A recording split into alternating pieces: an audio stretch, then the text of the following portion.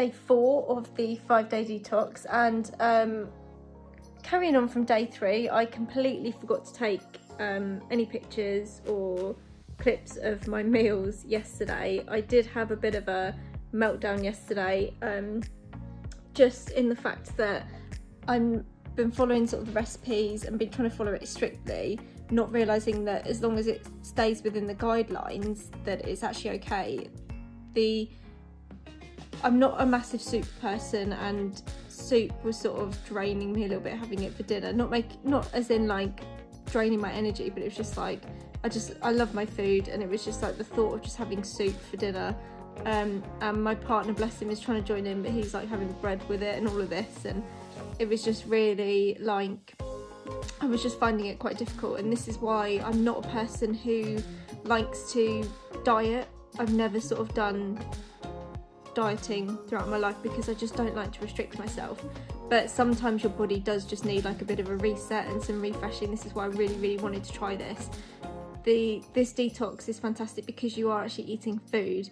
I don't know whether I ever will try, or I'd be successful at doing like just a juicing detox or something where you just really are having liquid stuff all the time. I just don't think I could do it, whereas at least with this one you're just sticking to sort of certain rules, but you're still actually eating food. You don't feel hungry. Like even when saying about the soup, like I was never hungry, I just didn't look forward to it, and I always nearly look forward to dinner. Like it's my favourite meal of the day because it's when sort of we all sit down together, you know, me and Neil sit down together to have dinner. You know, he's out during the day at work, so we can't do that at lunchtime, so to me that's something that I really look forward to is dinner. So I think just having something a little bit more exciting, that's why I was really struggling.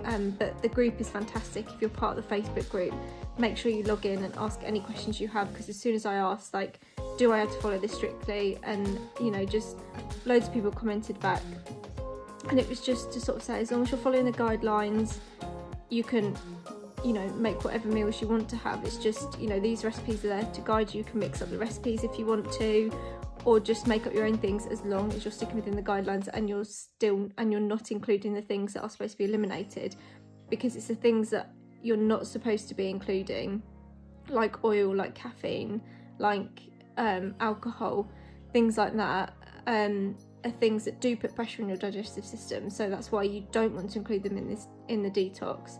So I feel really good today. I also just did yoga as my workout today instead of, I've been doing sort of HIIT training and weight training, and I think and yesterday I felt really tired, and I don't know whether it was partly because of that, because I've sort of been using up a lot of energy and I'm used to sort of eating more food throughout the day with that, so I don't know if that was a bit tiring. So I stuck to yoga today and I actually feel really good, really energized.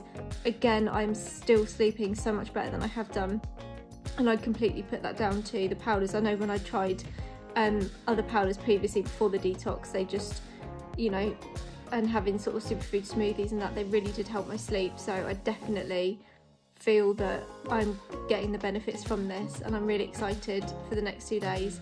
I apologise I'm not always including my food, but I will note sort of meals that I've had so that you can reference back to them if you want to. But personally, I think the best bet is if you try this, if you get the pack, maybe just follow some of the recipes if you want to for the first couple of days, or just use the Facebook group, bounce ideas off them, and just make sure you just stick to the guidelines of the detox, and just make up your own meals if you feel like it. So it's just, definitely been having porridge every morning. I feel that helps because that really fills me up, especially when I've done a workout. It really sort of gives me, you know, builds that energy because I've burnt energy out.